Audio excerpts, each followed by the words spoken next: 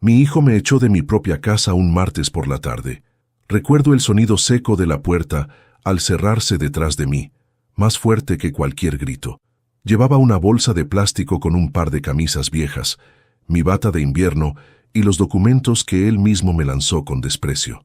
No hubo abrazos, no hubo lágrimas, solo su voz, firme y cruel, repitiendo: «Ese viejo no dura un día sin mí». Caminé despacio por la acera, sin rumbo, con la cabeza baja y la dignidad hecha pedazos. El sol comenzaba a caer, y las sombras del barrio se alargaban como si quisieran cubrir mi vergüenza.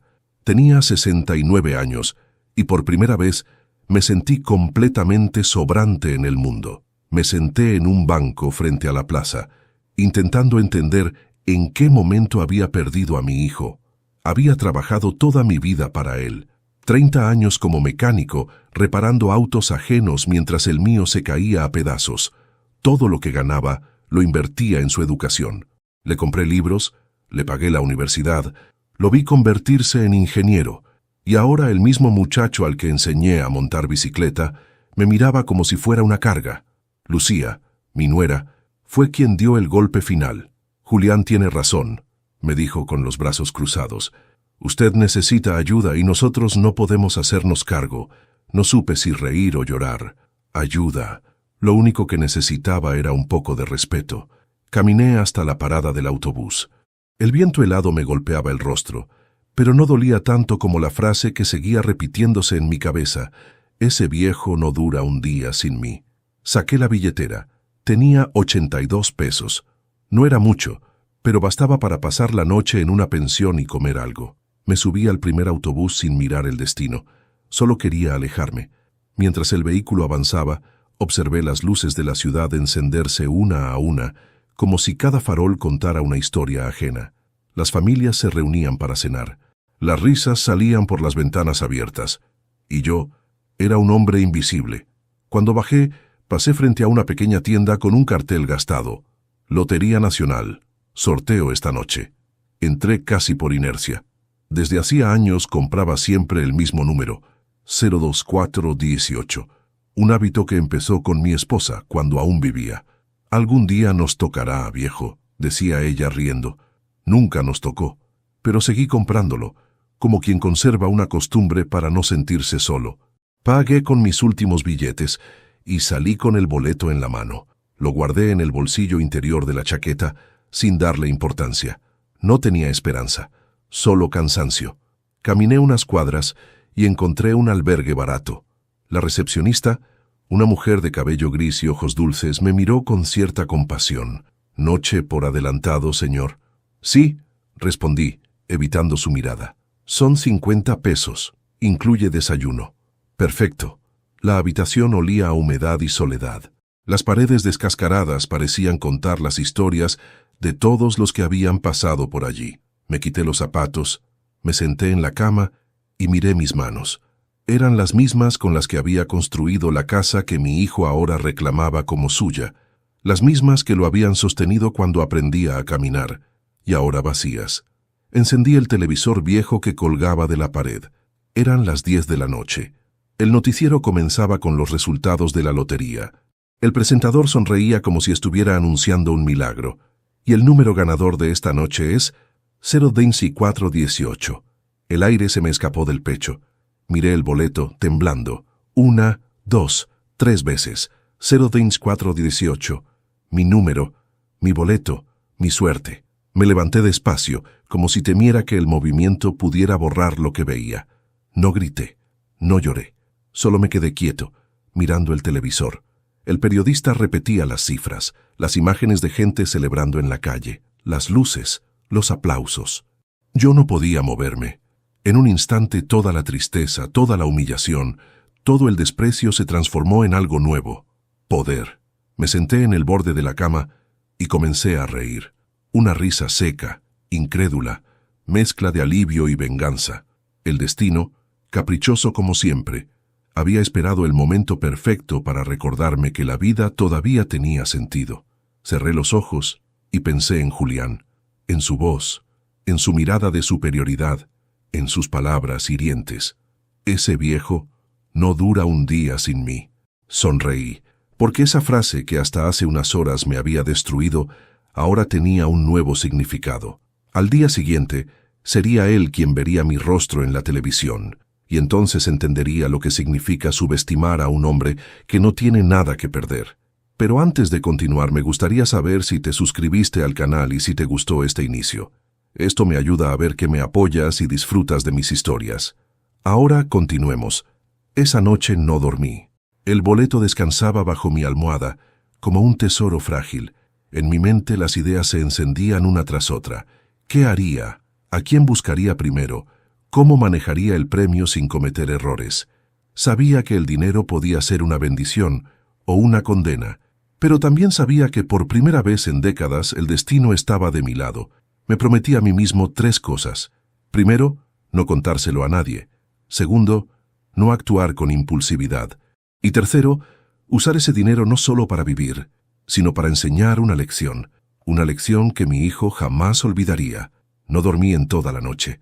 Cada vez que cerraba los ojos, veía los números una y otra vez. 0, 2, 4, 1, 8. Los repetía en silencio, como una oración. A las 6 de la mañana, cuando el cielo apenas clareaba, bajé al vestíbulo del albergue. La mujer de la recepción, la misma que me había recibido la noche anterior, me miró con curiosidad. ¿No durmió, señor Domínguez? No mucho, respondí intentando sonreír. ¿Algún problema? La miré un instante. Dudé, y luego dije, digamos que tuve una buena noche. Salí a la calle con el boleto en el bolsillo. El aire fresco me despejó las ideas. Necesitaba confirmar el premio, pero sin llamar la atención. Tomé un café en una esquina, leí el periódico y ahí estaba. En la portada, los números ganadores. 02418. Un solo ganador en la capital. Premio total, $10 millones. El corazón me dio un vuelco. Era real. El destino, caprichoso y poético, me había elegido justo después de que mi propio hijo me echara de su casa. Pagué el café, con manos temblorosas, y fui directo al banco autorizado para reclamos.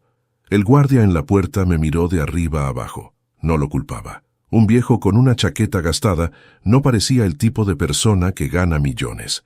Buenos días. Vengo a verificar un boleto de lotería. Debe pasar por esa ventanilla, señor. Me acerqué.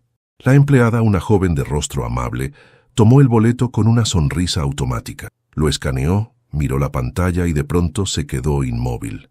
Levantó la vista y me miró diferente. ¿Podría esperar un momento, por favor? Asentí, aunque por dentro sentí que el corazón iba a salirse del pecho. Pasaron unos segundos que parecieron horas. Regresó acompañada de un hombre de traje que se presentó como el supervisor. Señor, ¿es usted Ernesto Domínguez? Sí. Antes que nada, permítame felicitarlo. Entonces, él sonrió. Sí, señor. Usted es el ganador. No sé describir lo que sentí. No fue alegría ni euforia. Fue una mezcla de alivio, sorpresa y justicia. Por un instante, me pareció escuchar la voz de mi esposa. ¿Ves, viejo? Te dije que algún día nos tocaría. Me llevaron a una oficina privada. Me explicaron los pasos para reclamar el premio. Firmar formularios, presentar identificación, elegir si quería hacerlo público o mantener el anonimato. No dudé un segundo. Anónimo, dije con firmeza. El hombre asintió. En ese caso podemos asignarle un asesor financiero y, si lo desea, un abogado. Ahí fue cuando recordé a Luis Cordero, un viejo conocido del taller. Había sido cliente mío años atrás. Un hombre decente, discreto. Fui a buscarlo ese mismo día. Luis vivía en un departamento modesto, lleno de libros y olor a café. Cuando me vio, se sorprendió. Ernesto, ¿cuánto tiempo? ¿Qué te trae por aquí? Algo que ni yo mismo entiendo. Le conté todo. La discusión con mi hijo, el boleto, el premio. Escuchó sin interrumpirme. Al final se acomodó los lentes y dijo, vaya historia. ¿Y qué planeas hacer? No lo sé todavía, pero sí sé algo. No quiero que Julián se entere. No aún. Luis asintió. Entonces necesitaremos un plan. ¿Qué tipo de plan? Legal, financiero y personal. Si manejas mal esto, no solo perderás el dinero, podrías perderte a ti mismo. Pasamos toda la tarde hablando. Me explicó cómo cobrar el premio sin revelar mi identidad, cómo abrir una cuenta en un banco internacional, cómo crear una sociedad anónima para manejar los fondos sin dejar rastro directo. Todo sonaba como un idioma nuevo, pero confiaba en él. Antes de irme, me dijo algo que se me quedó grabado. El dinero revela quién eres, Ernesto. No lo cambies, solo úsalo bien. Esa noche regresé al albergue. La recepcionista, Matilde, me esperaba con una sonrisa. Le guardé su habitación por si volvía. Gracias, señora Matilde. Llámeme solo Matilde. De acuerdo. Subí a la habitación y me senté frente a la ventana. Afuera, las luces de la ciudad titilaban como pequeñas promesas. En mis manos tenía la oportunidad de cambiar mi destino. Pero en el fondo, lo que más deseaba no era lujo ni comodidad. Era dignidad. Pensé en Julián, en Lucía, en la casa que construí con mis manos y de la que me echaron como a un extraño. ¿Dónde había fallado? ¿En amarlo demasiado? ¿En no enseñarle el valor de las cosas simples? Por momentos, la rabia me nublaba la mente. Imaginaba su rostro al verme en televisión, con los millones en el bolsillo. Pero enseguida sentí otra cosa, tristeza, porque detrás del orgullo seguía siendo mi hijo. Saqué del bolsillo una foto vieja, Julián de niño, sobre mis hombros, riendo con los brazos abiertos. Era el recuerdo que más dolía, porque esa sonrisa se había borrado hace mucho. Guardé la foto y por primera vez en años lloré. No de dolor, sino de desahogo. Las lágrimas limpian más que el agua. Cuando me calmé, escribí una nota en mi cuaderno. Hoy confirmé que la suerte existe, pero la verdadera fortuna no está en los millones que gané, sino en la oportunidad de decidir quién quiero ser a partir de ahora. Matilde tocó la puerta suavemente. ¿Todo bien, don Ernesto? Sí, hija. Solo estaba pensando. ¿En algo bueno? Digamos que el destino me hizo un regalo, y no sé si debo agradecerle o tenerle miedo. Ella sonrió. Los regalos del destino siempre vienen con una prueba. Tenía razón. Y la mía apenas empezaba. Apagué la luz, pero no dormí. Mi mente ya tejía el plan. No para vengarme con ira, sino para enseñar, porque hay lecciones que solo la vida, con un toque de ironía, puede impartir. Y la mía iba a ser inolvidable. A los 3 días de cobrar el premio, dejé el albergue. No podía quedarme allí más tiempo. El lugar era demasiado pequeño para los planes que empezaban a formarse en mi cabeza. Antes de irme, bajé al mostrador para despedirme de Matilde. ¿Tan pronto se va, don Ernesto?, preguntó con un dejo de tristeza. Sí, hija. A veces hay que cambiar de aire para poder respirar. Ella me miró con esos ojos grises suyos, llenos de intuición. No sé qué le pasó, pero algo en usted cambió desde la noche que llegó. Sonreí apenas. Digamos que tuve suerte. La suerte no existe, don Ernesto, solo las segundas oportunidades. Esa frase me acompañó todo el día. Subí a un taxi y pedí que me llevara al centro. Tenía la dirección de un hotel discreto que Luis me había recomendado, un edificio antiguo, con un letrero oxidado que apenas decía Hotel Central. Nada lujoso, pero lo suficiente para pasar inadvertido.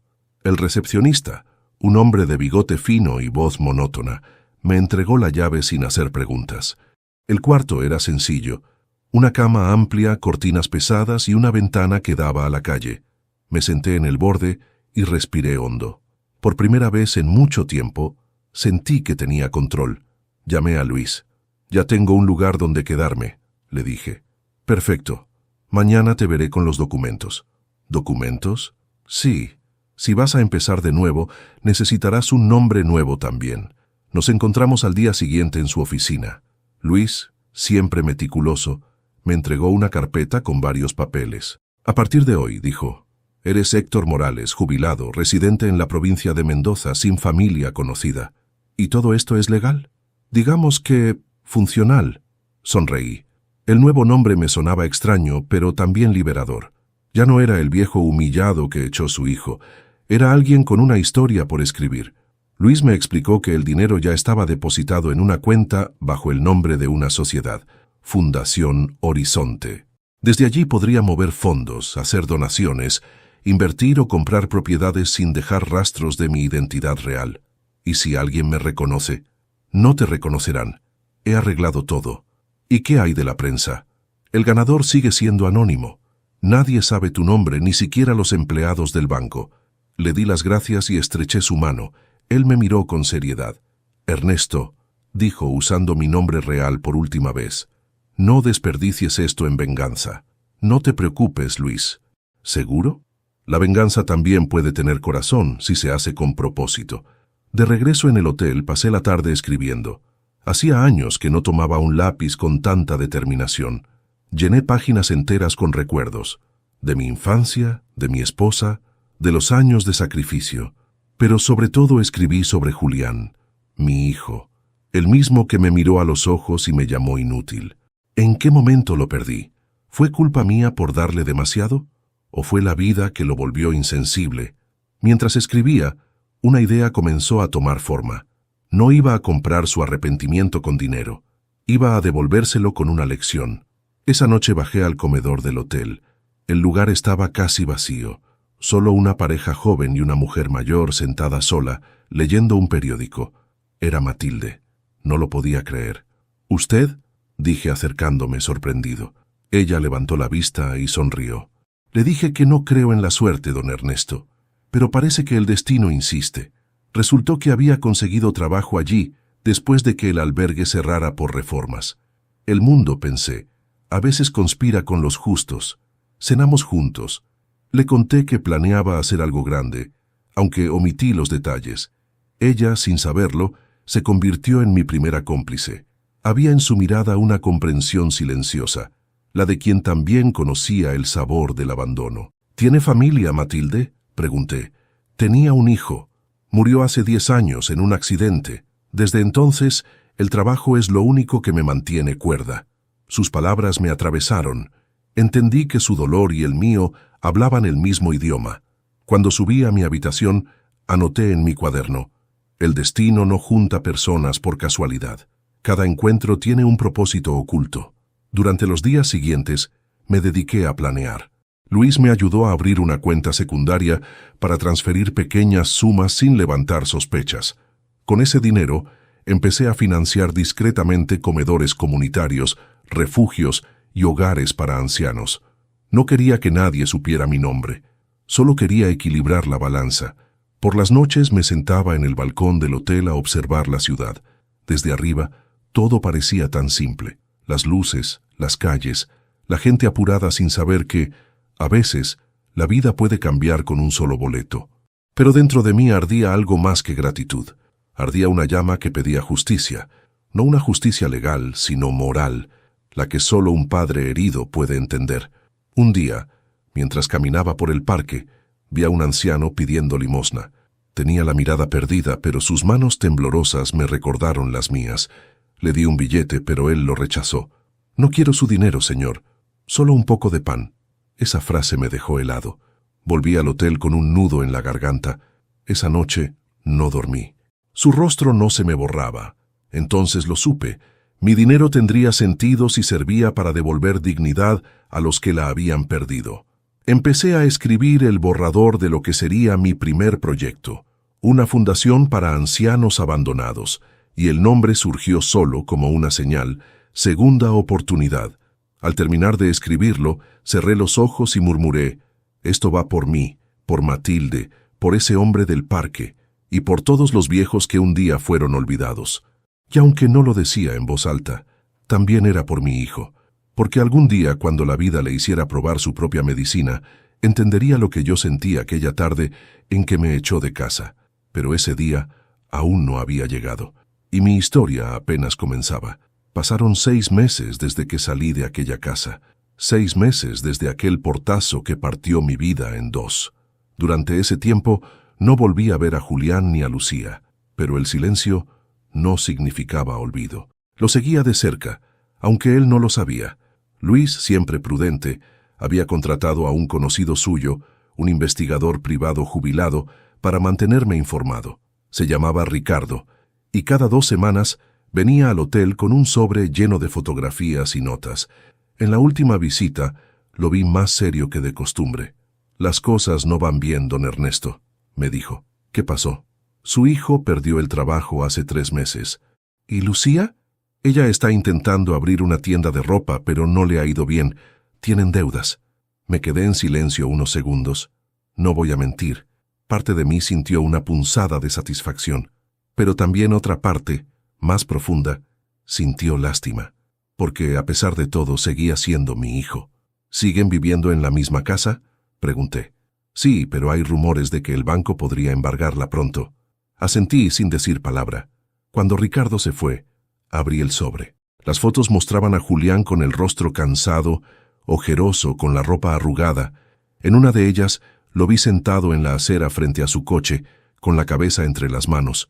No era el hombre arrogante que me gritó, viejo inútil. Era un hombre derrotado por su propio orgullo. Matilde golpeó la puerta en ese momento. Traía un café. ¿Noticias nuevas?, preguntó, mirando las fotos.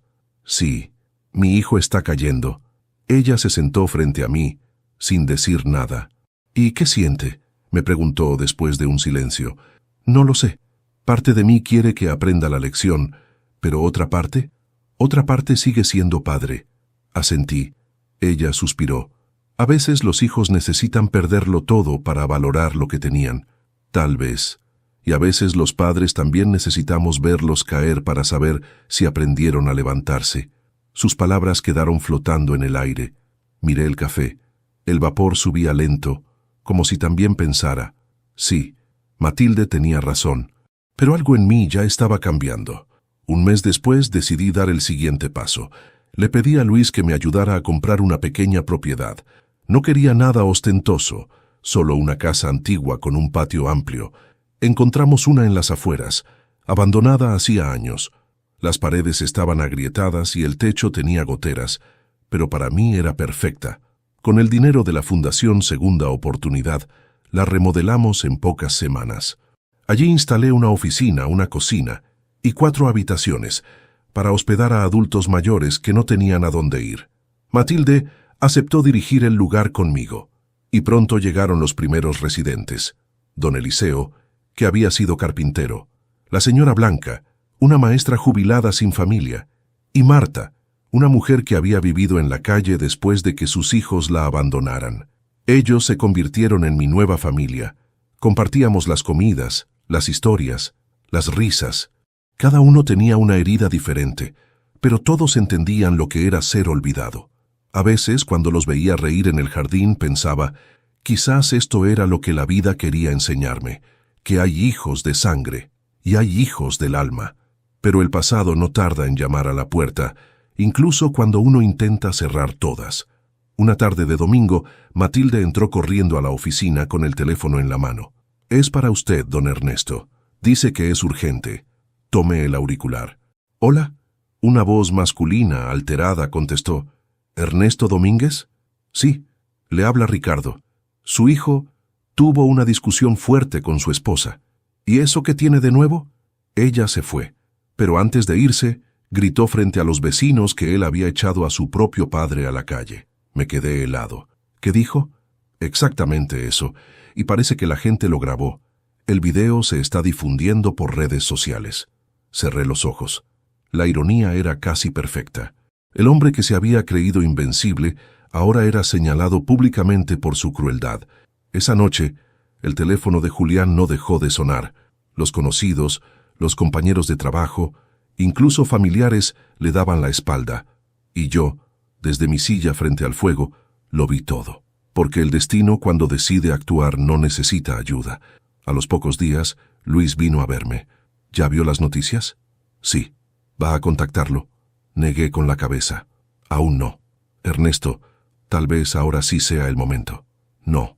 Quiero que sienta el frío del abandono, el mismo que sentí yo cuando cerró la puerta. Luis suspiró. Solo asegúrate de que el perdón no se te pudra por dentro. Lo miré con calma.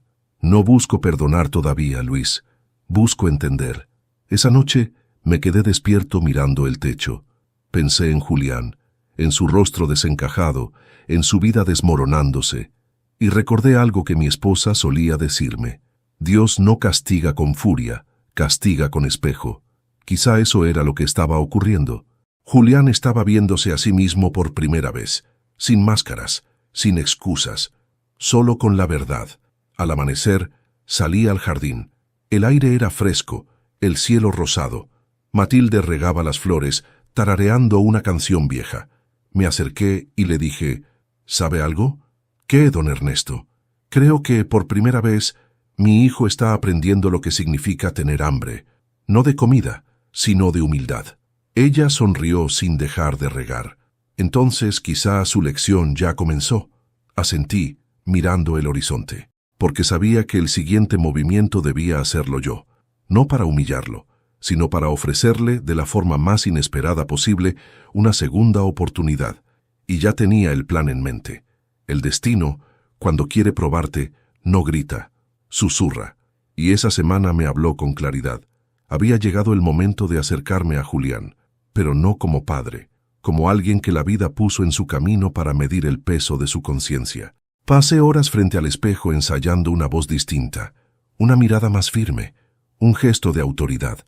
El rostro que me devolvía el reflejo ya no era el del viejo cansado que mi hijo echó de casa. Era el de Héctor Morales, empresario jubilado, inversor privado, filántropo discreto, el hombre que iba a poner a prueba la codicia de su propio hijo. Luis había preparado todo: una identidad limpia, una tarjeta de presentación, una dirección postal y una cuenta bancaria desde la cual podía mover fondos menores. Matilde, sin saberlo todo, me ayudó a elegir el traje. Ese color azul le da un aire serio, dijo mientras me ayudaba con la corbata. ¿Serio o viejo? Serio. El viejo lo dejó atrás hace tiempo.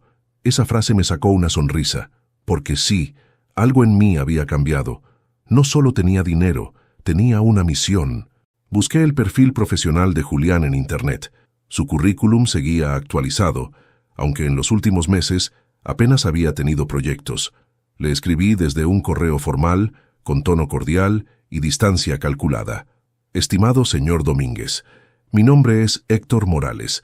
Dirijo un pequeño fondo privado que financia proyectos de ingeniería con impacto social. He revisado su trayectoria y me gustaría conversar con usted sobre una posible colaboración. Si está disponible, podríamos reunirnos este jueves en la cafetería El Mirador, a las 10:00. No pasaron ni 3 horas antes de que respondiera. Señor Morales, agradezco su interés. Estaré encantado de reunirme con usted el jueves. Atentamente, Julián Domínguez. Leí el mensaje varias veces. Mi corazón latía con fuerza. El mismo hijo que me había cerrado la puerta, ahora correría a abrir otra, atraído por la promesa de dinero. El jueves amaneció gris. La ciudad olía a lluvia. Me senté en una mesa apartada de la cafetería, con el sombrero puesto y los lentes de lectura para completar la transformación. A las 10:02 exactas entró Julián. Lo reconocí de inmediato, aunque su porte era distinto. El traje arrugado, la barba de varios días, los ojos cansados. Buscó con la mirada hasta que me vio levantar la mano. «¿Señor Morales?», preguntó con una voz insegura. «Él mismo. Por favor, siéntese». Lo observé con calma. Él no me reconoció, ni una chispa de duda. Y eso me dolió más de lo que esperaba. «He leído sobre su experiencia», dije con tono pausado, «y me interesa su perfil. Agradezco mucho la oportunidad, señor Morales». «No es una oportunidad, señor Domínguez, es una prueba». Se quedó inmóvil, desconcertado. «¿Una prueba?» «Sí. Mi fondo apoya proyectos que ayuden a reconstruir la dignidad de personas mayores en situación vulnerable. Busco a alguien con capacidad técnica y, sobre todo, humana». «¿Personas mayores?» «Así es. Ancianos que fueron abandonados, olvidados o expulsados de sus hogares». Julián tragó saliva. Su expresión cambió apenas un segundo. «Comprendo», dijo, sin saber a dónde mirar. Lo dejé sudar un poco. Luego añadí: «El trabajo sería bien remunerado, $100,000 anuales, con vivienda y vehículo incluidos». Sus ojos se abrieron, y en ese instante supe que la trampa había funcionado. «Estoy dispuesto a empezar de inmediato, señor Morales», dijo con una sonrisa nerviosa. «No tan rápido», respondí. «Antes quiero conocer su motivación». «Bueno», dudó. «Siempre he creído que los adultos mayores merecen respeto». «¿De verdad lo cree o solo lo dice porque le conviene?» Se quedó callado. Esa pausa me bastó para ver que no había aprendido nada todavía. Sonreí. «No se preocupe, señor Domínguez. A veces las palabras llegan antes que los actos». Le entregué una carpeta con documentos falsos sobre la Fundación Segunda Oportunidad, el mismo nombre que yo había creado en secreto. Si acepta el puesto, comenzará supervisando las instalaciones. Por supuesto, le enviaré los detalles esta noche. Nos dimos la mano. Su apretón fue inseguro, frío, el de un hombre que ve en otro una tabla de salvación. Esa tarde, al regresar al hotel, Matilde notó algo distinto en mi mirada. ¿Le fue bien? Digamos que el destino aceptó jugar. ¿Y cómo se siente? Como un padre que está a punto de darle una lección a su hijo, pero sin decirle que es su padre. Ella me miró con ternura. Tenga cuidado, don Ernesto. No se convierta en lo que intenta corregir. Sus palabras me atravesaron. Y lo supe. El plan no sería cruel. Sería justo. Esa noche envié un correo breve a Julián. Estimado señor Domínguez, hemos revisado su perfil y estamos dispuestos a integrarlo al proyecto. Mañana a las 8:00 un vehículo pasará por usted para llevarlo a nuestras instalaciones. Prepárese para un trabajo que le cambiará la forma de ver la vida. H. Morales. Presioné enviar y cerré la computadora. Luego miré al techo, recordando la última vez que lo vi, gritando, escupiendo veneno, y yo, derrotado. Pero esta vez, la historia la escribía yo. Antes de dormir, pensé en lo que venía. Sabía que la venganza, si no se dosifica, puede volverse veneno. Por eso decidí usarla como medicina. Quería que mi hijo aprendiera lo que yo había aprendido a golpes. Que el valor de un hombre no se mide por lo que tiene, sino por lo que respeta. Esa noche, mientras apagaba la lámpara, sonreí al pensar que al día siguiente, mi hijo comenzaría a trabajar en una fundación creada por el mismo viejo inútil al que un día echó de casa. Y todavía no tenía idea de lo que le esperaba.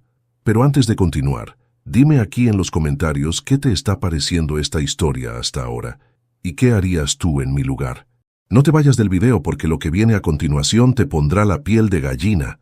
El primer día de trabajo de Julián fue un martes, igual que el día en que me echó de casa.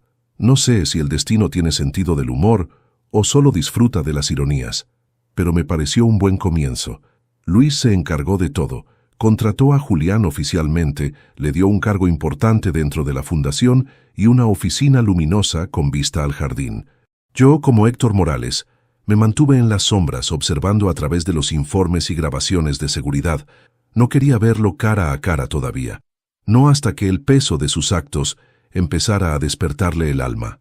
Matilde, que ahora trabajaba conmigo a tiempo completo, se encargó de recibirlo el primer día. Cuando me contó cómo fue, no pude evitar sonreír. Entró con traje nuevo y una sonrisa nerviosa. Me dijo. Preguntó quién era el fundador y yo le respondí. Un hombre que cree que todos merecen una segunda oportunidad. ¿Y qué dijo? Nada. Se quedó callado. Pero sus ojos se humedecieron, aunque intentó disimularlo. Por las noches revisaba las grabaciones. Lo veía caminar entre los pasillos, saludar a los ancianos, observarlos con una mezcla de incomodidad y ternura. El Julián arrogante que recordaba parecía haberse quedado en el pasado. Pero aún no confiaba en que ese cambio fuera real. Los hombres no cambian de la noche a la mañana. Solo empiezan a hacerlo cuando la vida los obliga a mirarse al espejo. Una semana después, lo cité en mi despacho. Yo no estaba allí, por supuesto. Luis lo recibió como si fuera el director general. Le entregó un informe y le explicó que la fundación planeaba abrir un nuevo centro en otra provincia. Pero antes de confiarle esa tarea, dijo Luis, el señor Morales quiere verlo en acción. ¿Qué debo hacer?, preguntó Julián. Pasará una semana completa trabajando en el centro principal, no como ingeniero, sino como voluntario. ¿Voluntario? Así es. Cocinará, limpiará, ayudará a servir comidas, escuchará a los residentes. No sé si eso sea lo mío. Precisamente por eso, respondió Luis con una sonrisa, porque no lo es. Cuando me lo contó, no pude evitar reír. Era una jugada perfecta. Durante años, Julián había mirado por encima del hombro a la gente humilde, creyéndose superior. Ahora iba a tener que compartir mesa con ellos. Matilde me llamó la primera noche. No sabe, don Ernesto, fue conmovedor, me dijo con la voz temblorosa. ¿Qué pasó? Hoy sirvió la cena. Al principio lo hizo con torpeza, casi con fastidio, pero cuando una anciana lo tomó de la mano y le dijo, «Gracias, hijo», Se quedó paralizado. Cerré los ojos. Esa frase, gracias, hijo, debía haberle dolido como una bala. Tal vez, sin entenderlo, había sentido por un instante el peso de lo que me había hecho a mí. Los días siguientes lo transformaron poco a poco. Comenzó a quedarse más tiempo del necesario. Escuchaba historias, reparaba sillas, jugaba al dominó con los viejos. Una tarde incluso ayudó a Marta, la mujer que fue abandonada por sus hijos, a buscar una foto vieja en su bolso. Matilde me contó que, al verla llorar, él también se quebró. Era un hombre distinto, o al menos empezaba a serlo, pero yo no quería conmoverme todavía. El perdón no se improvisa, se merece. Luis me visitó una mañana con cara de satisfacción. Creo que ya está listo.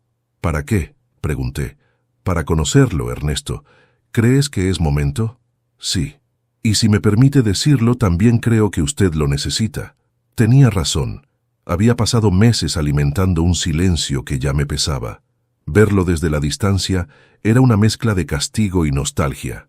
Era hora de mirarlo a los ojos. Le pedí a Matilde que organizara un almuerzo en el salón principal, con todos los empleados y residentes. Le dije que el fundador asistiría por primera vez. Ella asintió, sin hacer preguntas. El día llegó. Me puse el traje gris, el sombrero y los lentes. Cuando entré al salón el murmullo se apagó. Todos aplaudieron, y ahí estaba Julián, de pie, con la mirada sorprendida y un leve temblor en las manos. Nadie lo presentó, no hizo falta. Yo avancé despacio hasta el frente y hablé. La vida, queridos amigos, nos enseña que todos merecemos volver a empezar. Hice una pausa. Incluso aquellos que creen haberlo perdido todo. Mis ojos se encontraron con los suyos. No dijo nada, pero lo vi tragar saliva. La máscara comenzó a resquebrajarse. Después del almuerzo, lo cité en mi despacho. Matilde cerró la puerta detrás de él. Yo estaba sentado, fingiendo leer unos papeles. «Siéntese, señor Domínguez», dije con tono sereno. Lo hizo. He escuchado buenos comentarios sobre su desempeño. Gracias, señor Morales. Parece que los ancianos lo aprecian mucho. Son personas maravillosas. Me han enseñado más en una semana que toda mi carrera. ¿De verdad? Sí, señor. Uno de ellos me dijo algo que no olvido. Los hijos olvidan, pero el corazón no. Sus palabras me atravesaron. Me costó mantener la compostura, pero debía hacerlo. «Qué curioso», le respondí. Mi padre solía decir lo mismo.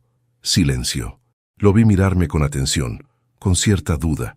Quizás algo en mi voz le resultaba familiar, quizás mi gesto, mi manera de observarlo, pero no se atrevió a preguntar. «Espero que continúe así, señor Domínguez», dije finalmente. «Lo haré, señor. Y recuerde algo, los hombres se miden por cómo tratan a los que nada pueden ofrecerles». Lo vi asentir, con humildad genuina, y cuando salió, sentí un nudo en la garganta. Mi plan estaba funcionando, pero empezaba a doler más de lo que imaginaba. Esa noche, Matilde me encontró solo en el comedor con la mirada perdida. «¿Está bien?», preguntó. «No lo sé, Matilde. Tal vez esté castigando a quien ya no necesita castigo». Ella me puso una mano en el hombro. «A veces la lección no es para ellos, don Ernesto. Es para nosotros». Asentí despacio. Tal vez tenía razón. Tal vez el perdón no empieza cuando el otro cambia, sino cuando uno deja de odiar. Pero todavía no podía soltar. Aún quedaba una verdad que debía salir a la luz. Y esa verdad sería la que terminaría de poner a Julián de rodillas o de pie. Las verdades siempre encuentran su camino, aunque uno crea tenerlas bajo llave. Y ese día, la puerta se abrió sola. Era un viernes tranquilo en la fundación. El jardín estaba lleno de risas. El aroma del guiso de Matilde se mezclaba con el de las flores, y yo me sentía, por primera vez en años, en paz. Hasta que sonó el teléfono. «¿Señor Morales?», preguntó la voz de Luis, con una tensión que me puso alerta. «Sí. Tenemos un problema». «¿Qué pasó?». «Una mujer estuvo hoy en la oficina central preguntando por usted. Dijo que es familiar de Julián Domínguez». El corazón me dio un vuelco. «¿Cómo dijo que se llama?». «Lucía». Guardé silencio. ¿Qué quería? Aparentemente, sospecha algo. Pidió una copia de los estatutos de la fundación. Y, Ernesto, me parece que ya lo sabe. Colgué sin responder. Durante unos segundos, el mundo pareció detenerse. Lucía, la misma mujer que me echó de mi propia casa, que me llamó viejo egoísta, que rió cuando Julián me cerró la puerta en la cara. Venía ahora a buscarme, por culpa o por miedo. Esa tarde no pude concentrarme. Matilde lo notó enseguida. Tiene la mirada inquieta, don Ernesto. A veces el pasado llama a la puerta, Matilde, y uno no sabe si abrirle o esconderse. Ella dejó la taza de té sobre la mesa. Entonces, cuando llame, ábrale, pero que no entre con los zapatos sucios. No imaginaba cuán literal sería su consejo. Al día siguiente, Matilde me avisó desde la entrada. Hay una señora que insiste en verlo. Dice que es importante. Mi pecho se apretó. ¿Nombre? Lucía. Me quedé inmóvil. No era el momento, pero tampoco había escapatoria. Dígale que pase. El sonido de sus tacones sobre el piso retumbó en todo el pasillo. Entró vestida de blanco, elegante como siempre, pero con los ojos cansados. Había envejecido, no por los años, sino por el peso de las consecuencias. Así que es cierto, dijo sin saludar. ¿Qué es cierto, señora? Pregunté, manteniendo el tono neutral de Héctor Morales. ¿Que usted es Ernesto? No respondí. No se moleste en negarlo, continuó. Reconocí su voz en los videos del evento, cuando dio aquel discurso. Me tembló el cuerpo. No podía creerlo. Hice una pausa y la miré con calma. ¿Y qué hace aquí? No vine a discutir. Solo necesitaba verlo. Nos quedamos frente a frente, como dos fantasmas de una vida pasada. Ella fue la primera en romper el silencio. No sabe cuántas veces pensé en venir a buscarlo, pero tenía miedo. ¿Miedo de qué? De mirarme en sus ojos y ver en ellos lo que hice. Se sentó frente a mí. Sus manos temblaban. Cuando lo echamos, creí que hacíamos lo correcto. Julián decía que necesitábamos espacio, que usted se estaba volviendo amargado, difícil. Yo lo seguí. ¿Y cuándo se dio cuenta de que no era así? Cuando la vida nos devolvió el golpe, perdimos todo. El dinero, la casa. No, me interrumpió. Perdimos la paz. Hizo una pausa, respirando hondo. Desde que se fue, Julián ya no volvió a ser el mismo. Lo atormenta lo que le hizo. Aunque nunca lo diga, lo veo cada noche. Sueña con usted. Sus palabras me atravesaron como un cuchillo. Por un instante, el enojo se mezcló con compasión, porque más allá de todo, ella también estaba pagando su precio. ¿Y por qué ahora?, pregunté, porque vi cómo lo mira. ¿Quién? Julián, en la fundación. Me quedé helado. Sabe que hay algo en usted que le resulta familiar, aunque no entienda por qué. A veces, cuando usted le habla, él baja la mirada, como si sintiera culpa. Silencio. El aire se volvió denso. Lucía se inclinó hacia mí. Ernesto, si aún le queda una chispa de compasión, perdónelo. No por él, sino por usted. Sus ojos se llenaron de lágrimas. Y en ese instante, por primera vez desde que todo comenzó, vi a la mujer que había amado mi hijo. No a la cómplice del desprecio, sino a una esposa quebrada, arrepentida. ¿Qué espera que haga? Le pregunté con voz baja. Que le dé una oportunidad. Ya se la di, respondí. Está aquí trabajando en algo que yo creé para darle sentido a todo lo que me quitaron. Ella me miró confundida. ¿Él sabe la verdad? Aún no. Entonces dígasela. Lucía se levantó y caminó hacia la puerta. Antes de salir se detuvo. ¿Sabe qué fue lo más duro de todo esto, Ernesto? ¿Qué? Darme cuenta de que usted nunca nos necesitó. Nosotros éramos los que necesitábamos de usted, y no lo supimos ver. Sus palabras quedaron flotando en la habitación, pesadas, honestas. Cuando se fue me quedé solo mirando la silla vacía. Mis manos temblaban. La ira que me había sostenido durante meses se desvanecía, dejando un hueco enorme. No podía negar que algo dentro de mí empezaba a ablandarse. Matilde entró unos minutos después. ¿Todo bien?, preguntó. Sí, aunque no sé si puedo seguir con esto. ¿Por qué? Porque la venganza se me está convirtiendo en culpa. Ella me miró con ternura.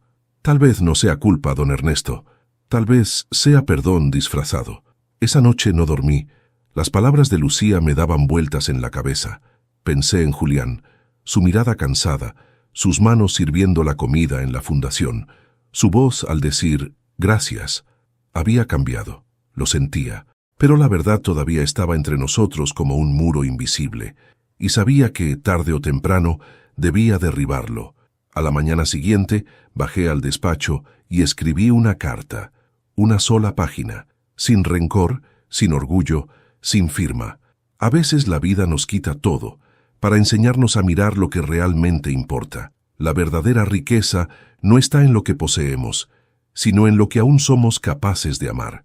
Si lees esto, hijo, quiero que sepas que siempre te estuve mirando y que sigo esperando el día en que podamos mirarnos de verdad. Doblé la carta y se la dejé a Matilde. Désela mañana a Julián, le pedí. Y si pregunta quién la envía, dígale que la respuesta está en sus recuerdos. Cuando subí a mi habitación, el amanecer apenas despuntaba. El cielo tenía ese color incierto entre la noche y el día. Y pensé, quizás el perdón se parezca a eso, a un amanecer que uno no ve venir pero que llega igual. El destino no avisa cuando va a cerrar un ciclo, solo lo hace. Y esa mañana, mientras tomaba café en el comedor de la fundación, supe que algo iba a cambiar para siempre. Matilde entró despacio, con un sobre en la mano. «Ya se la entregué, don Ernesto», dijo con voz suave. «¿Y qué hizo?» Se quedó en silencio. Después se fue al jardín. Tenía la carta en la mano, temblando. Asentí sin hablar. No necesitaba más detalles. Sabía que Julián, en ese momento, estaba leyendo las palabras que yo había escrito desde el fondo del alma, no con la tinta del orgullo, sino con la del amor herido. Pasaron unas horas antes de que escuchara pasos en el pasillo. Eran firmes, apresurados, pero dudosos al final. La puerta de mi despacho se abrió sin golpear, y ahí estaba él, mi hijo. Por primera vez en años, lo vi distinto. No era el hombre altivo que me gritó en mi propia casa. Era un hijo perdido buscando una respuesta. Sostenía la carta arrugada. Sus ojos estaban rojos. «¿Eres tú?», preguntó con la voz quebrada. No respondí. Solo lo miré. Él dio un paso más. «Dime la verdad, por favor. ¿Eres tú, papá?». Tragué saliva y asentí despacio. El silencio que siguió fue tan intenso que podía oír nuestros corazones golpeando el aire. Julián se llevó las manos al rostro. «Dios mío, todo este tiempo», susurró. Se dejó caer en la silla frente a mí. «¿Por qué?», preguntó casi en un lamento. «¿Por qué hiciste todo esto? ¿Por qué no me dijiste que estabas vivo, que eras tú?». Respiré hondo antes de responder. «Porque necesitaba verte con los ojos del hombre que decías ser, no con los del hijo que me debía respeto». Él me miró y su rostro fue un espejo de vergüenza. «Te juro que no pasa un día sin que piense en lo que te hice. Me porté como un monstruo». «No, Julián, te portaste como alguien que no conocía el valor de un padre, hasta que la vida te obligó a recordarlo». Se cubrió el rostro con las manos. «No merezco tu perdón». «Tal vez no», dije con calma, «pero igual lo tendrás». Sus ojos se llenaron de lágrimas. «¿Por qué?». «Porque el perdón no se da por merecimiento, se da por amor». Nos quedamos en silencio. Podía ver en su mirada la culpa, el dolor, la infancia perdida. El niño que una vez se sentaba en mis rodillas aún estaba allí, escondido tras el hombre roto que tenía frente a mí. «Cuando te echamos de casa», comenzó él con voz temblorosa, «pensé que estaba haciendo lo correcto. Lucía decía que necesitábamos espacio, que tú nos asfixiabas con tus consejos, tus historias».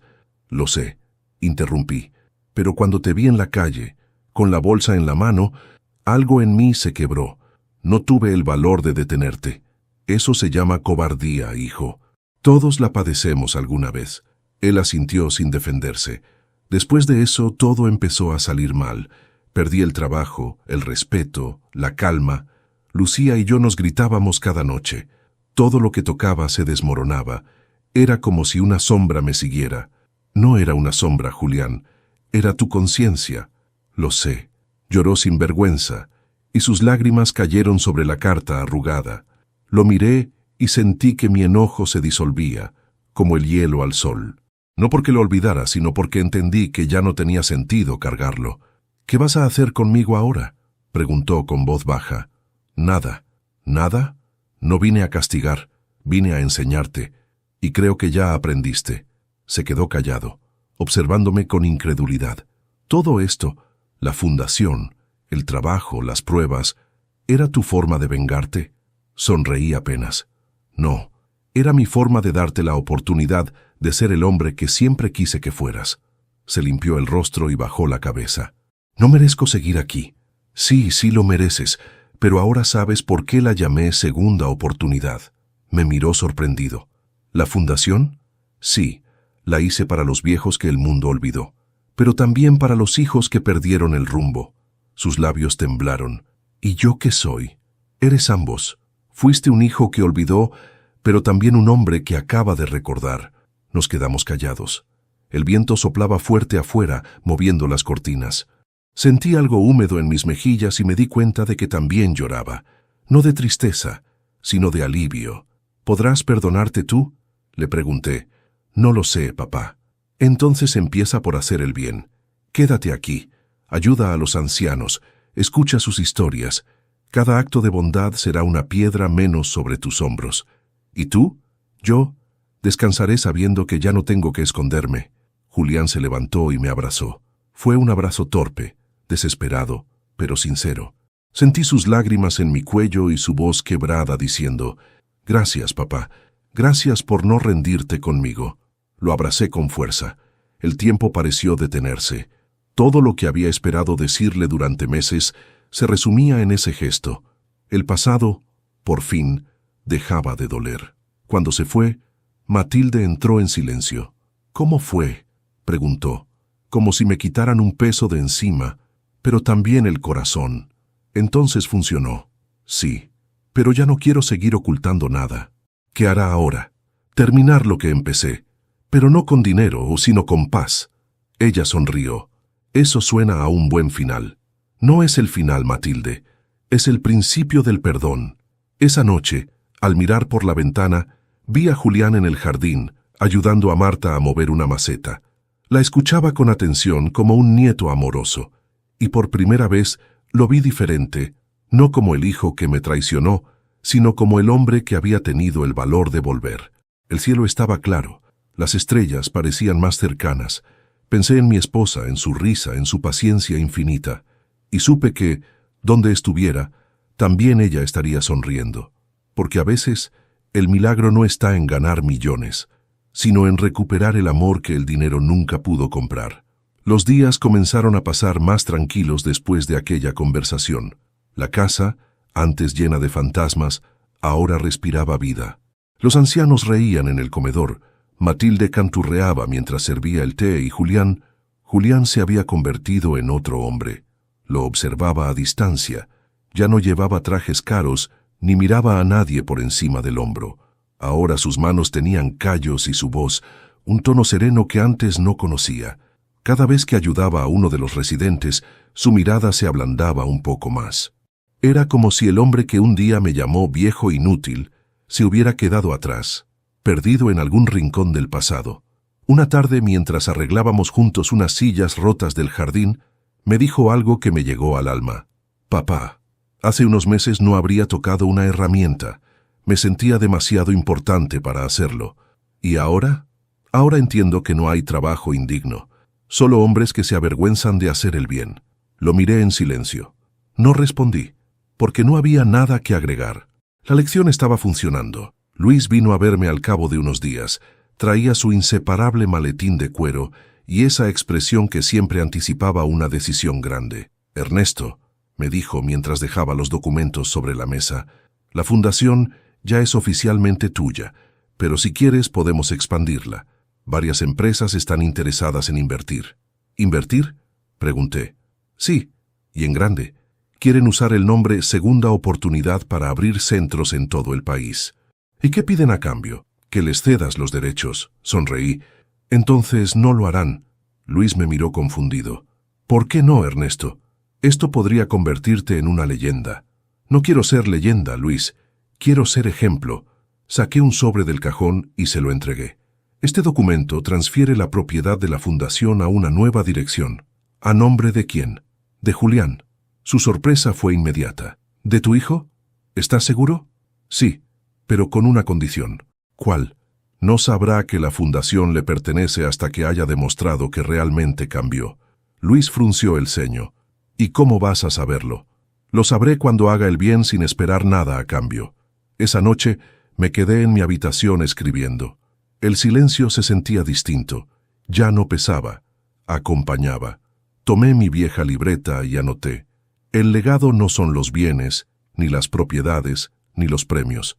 El verdadero legado es el ejemplo. Y si mi hijo puede aprender eso, entonces todo lo vivido habrá valido la pena. Matilde entró con una taza de té. Hace horas que no lo escucho moverse, dijo sonriendo. Estaba pensando en el futuro. ¿Y qué futuro ve, don Ernesto? Uno en el que esta casa siga viva, incluso cuando yo ya no esté. Ella bajó la mirada. No hable así. No es tristeza, Matilde. Es preparación. Todos los ciclos terminan, y el mío ya está cerrando. Ella me miró con los ojos húmedos. ¿Y Julián? Él apenas está empezando. Un par de días después llamé a mi hijo a mi despacho. Siéntate, hijo, le dije. Obedeció, con el respeto que había aprendido a recuperar. Quiero hablarte de la fundación. ¿Pasa algo malo? Todo lo contrario. Quiero dejarla en tus manos. Me miró sorprendido. ¿En serio? Sí, pero hay condiciones. Lo que sea, papá. No puedes venderla, ni recibir dinero a cambio. No puedes usarla para tu beneficio personal. Por supuesto que no. Y hay algo más. ¿Qué? Cuando creas que ya no la necesitas, dónala a otro que sí. Él frunció el ceño intentando entender. No entiendo, papá. La fundación no te pertenece, Julián, como tampoco me pertenece a mí. Es de todos los que alguna vez fueron olvidados. Si puedes cuidar de ellos, cuidarás también de tu propia alma. Se quedó callado con los ojos brillantes. No sé si estaré a la altura. Nadie lo está, le dije, hasta que la vida te pone a prueba. Nos dimos la mano, no como padre e hijo, sino como dos hombres que por fin se respetaban.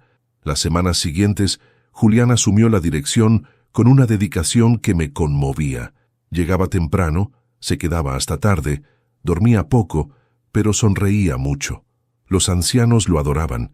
Cada gesto suyo era una disculpa silenciosa, un acto de reparación. Un día, mientras supervisaba las nuevas obras del comedor, Matilde se acercó a mí. «Lo está haciendo muy bien». «Sí», respondí, mirando a mi hijo con orgullo. «Tal vez la herencia ya está dada, aunque él aún no lo sepa». Ella me miró con ternura. «¿Y usted? ¿Qué hará ahora?» «Descansar, Matilde, y escribir mi última carta». Esa noche me senté frente a la ventana, con la luna llena iluminando el escritorio. Escribí sin pausa.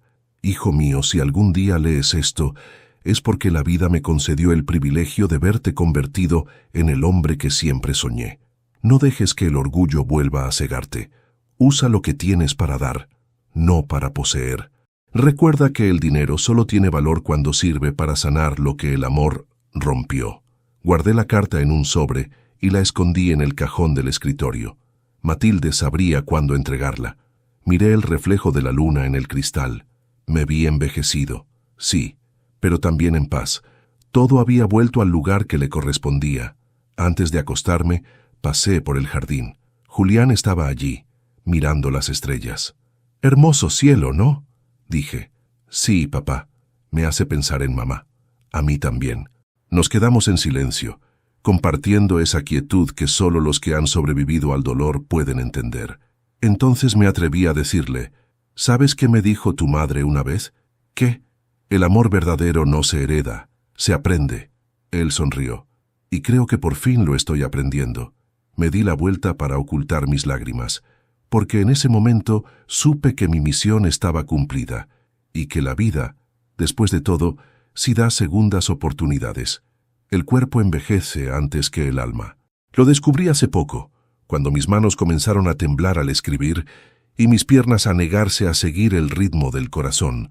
Pero el alma sigue queriendo correr, amar, hacer, perdonar. Desde hace semanas, el médico viene con palabras que suenan suaves, pero pesan como piedras. «Debe descansar, don Ernesto. Evite emociones fuertes. Sus pulmones están débiles». Yo solo sonrío y le miento con educación, no porque no le crea, sino porque sé que ya no tengo tiempo para descansar. A mi edad, descansar es una forma elegante de rendirse, y yo no nací para eso. Por eso escribo esta carta. Quizás sea la última. Quizás cuando alguien la lea, mi voz ya sea solo un eco en estas paredes. Pero quiero que quede claro, al menos por una vez, quién fui, qué hice, y por qué elegí el camino que elegí. Esta mañana, al despertar, el aire del cuarto se sentía distinto. Matilde entró con su sonrisa habitual, pero su mirada me delató. Sabía que ella también lo presentía. El tiempo empezaba a despedirse de mí. ¿Cómo amaneció hoy, don Ernesto? Ligero, hija, como si me hubieran quitado un peso. ¿Le preparo el té? Sí, pero más tarde. Hoy quiero escribir. Ella asintió y me dejó solo. El silencio llenó la habitación. Desde la ventana podía ver a los residentes caminando por el jardín. Julián estaba con ellos, ayudando a Marta a regar las flores. Tenía el mismo gesto sereno de mi esposa cuando algo la conmovía. Y me di cuenta de que mi hijo, por fin, había encontrado su lugar. Tomé la pluma con cuidado. El temblor era más fuerte que ayer, pero aún podía sostenerla. Escribí despacio, palabra por palabra, sin apuro. Cada línea era un pedazo de mi alma que se iba quedando sobre el papel. Hijo mío, si estás leyendo esto, significa que la vida me ha dado el descanso que tanto pospuse. No llores, ni te culpes. No te atrevas a decir que llegas tarde. Has llegado exactamente cuando debías. No sabes cuánto orgullo siento de verte dirigir la fundación, no por lo que representa, sino por lo que se ha convertido en ti, un refugio para otros y una redención para tu alma. Me detuve un momento. Mis ojos se humedecieron. Apreté la pluma con fuerza. El sol comenzaba a entrar por la ventana, pintando el escritorio de tonos dorados. Recuerdo el día que naciste. Tu llanto fue el más hermoso sonido que escuché. Prometí cuidarte, enseñarte, hacer de ti un hombre bueno. Pero también cometí errores. Fui duro, exigente, a veces injusto. No entendí que los hijos no se moldean como metal, se acompañan como el viento acompaña a las hojas. Perdóname también a mí, hijo, no solo por lo que hice, sino por lo que no supe hacer. Respiré hondo y seguí escribiendo. No quería que esta carta fuera solo una despedida, sino una guía, algo que pudiera acompañarlo cuando ya no tuviera mi voz para hacerlo. Te dirán que el dinero puede comprar tranquilidad. No les creas. El dinero puede llenar tus bolsillos, pero no tu conciencia. Solo el amor, la honestidad y la gratitud te harán dormir en paz. Recuerda lo que hiciste por los ancianos de esta casa, cómo los miras a los ojos, cómo los escuchas sin impaciencia. Ese eres tú, ese hombre compasivo, humilde, generoso. Si alguna vez vuelves a perderte, regresa aquí, a este jardín, a estas paredes, porque aquí fue donde dejaste de ser ego y volviste a ser corazón. Matilde entró sin que la llamara. Traía un suéter sobre los hombros. Hace frío, dijo colocándolo sobre mis hombros. No puede enfermarse ahora. Sonreí. Matilde, a mi edad ya no se enferma uno, se apaga. No diga eso, replicó con la voz quebrada. No llores, hija. Has sido mi familia cuando la sangre me dio la espalda. Ella bajó la mirada secándose los ojos. Usted me devolvió la fe, don Ernesto. Me enseñó que todavía hay hombres buenos. No, Matilde, solo hombres arrepentidos. Le di la carta. Cuando ya no esté, dásela a Julián y dile que no hay más fortuna que esta. Y si él pregunta qué hacer con el dinero, con la fundación, dile que haga lo que crea correcto. Si aprendió de verdad, no necesitará instrucciones. Ella asintió, apretando el sobre contra su pecho. Se lo prometo, esa tarde pedí que trajeran a todos los residentes al comedor. Quería verlos una vez más, a todos juntos. El ambiente era cálido, lleno de risas y olor a sopa recién hecha. Los miré uno a uno. Marta, Eliseo, Blanca. Cada rostro era una historia de dolor convertida en esperanza. Me puse de pie, apoyándome en el bastón. «Amigos», dije, y las conversaciones se apagaron. Tal vez no haya otro día como este, así que quiero agradecerles. «¿Agradecernos?», preguntó Blanca sonriendo. «Sí, porque ustedes me enseñaron que el corazón no envejece, que la vida siempre da otra oportunidad». Marta me tomó la mano. «No hable así, don Ernesto. Usted es el alma de esta casa». «No, hija, el alma son ustedes. Yo solo la encendí». El aplauso fue suave, pero sincero. Me senté de nuevo, con el corazón apretado. Sabía que ese momento quedaría grabado para siempre en mí y en ellos. Al caer la noche, me costaba respirar, no por enfermedad, sino por emoción. Todo lo que había querido decir ya estaba escrito o hecho. Faltaba solo una cosa. Llamé a Julián. Entró con su paso tranquilo, ese que había aprendido aquí. «¿Me mandaste llamar, papá?». Sí, hijo, siéntate. Obedeció. Nos miramos un largo rato en silencio. ¿Recuerdas cuando eras niño y te gustaba mirar las estrellas? Sí, siempre decías que eran los ojos de los que ya no estaban. Y lo sigo creyendo. ¿Por qué me lo dices ahora? Porque cuando ya no me veas aquí, mira el cielo. Él frunció el ceño.